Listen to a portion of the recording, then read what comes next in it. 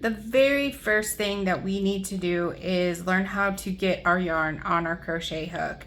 And how we're going to do that is by making a slip knot for our crochet hook. I'm going to show you two different ways to do this, but one of them is probably going to seem easier. Unless you know how to make a slip knot, then you can go do it however you choose, okay? I'm going to show you the maybe more complicated way, but this is how I generally do it. First of all, let's talk about our yarn. This end that is cut here, this is the tail end of the yarn. And then the rest of this, I call this the working yarn or the working end of the yarn, okay? So what I'm gonna take the tail and I'm gonna lay it on top of my left hand. If you're, you can do it on whichever hand you want. Then you're gonna take the working yarn and make like a loop here so it crosses on top of the tail. Then you're gonna kind of hold this so it doesn't, the loop doesn't undo.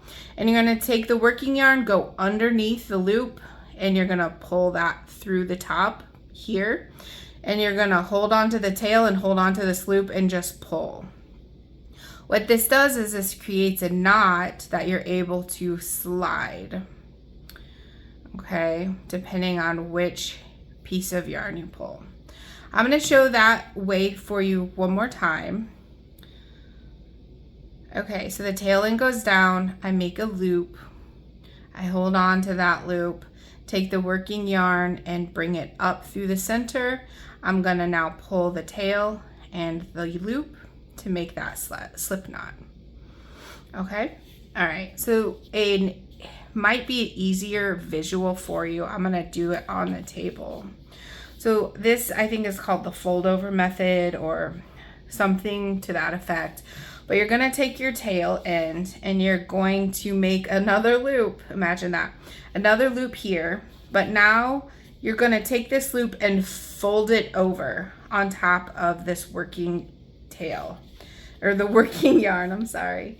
And then you're gonna take this working yarn through the loop and then hold on to the tail and you're gonna pull. And you're gonna put that on your hook and gently pull. So I'm gonna do that one more time so you can get another good visual. All right, tail on one end. We are going to make a loop like this. We are gonna fold that loop over on top of the working yarn. We're gonna grab the working yarn and then grab the tail and pull. Gonna put the yarn on your hook and gently slide. You don't want this super, super tight, but you also don't want it super loose, but we'll figure out the tension as we go. If you have any questions, let me know and we will continue on learning how to hold our yarn.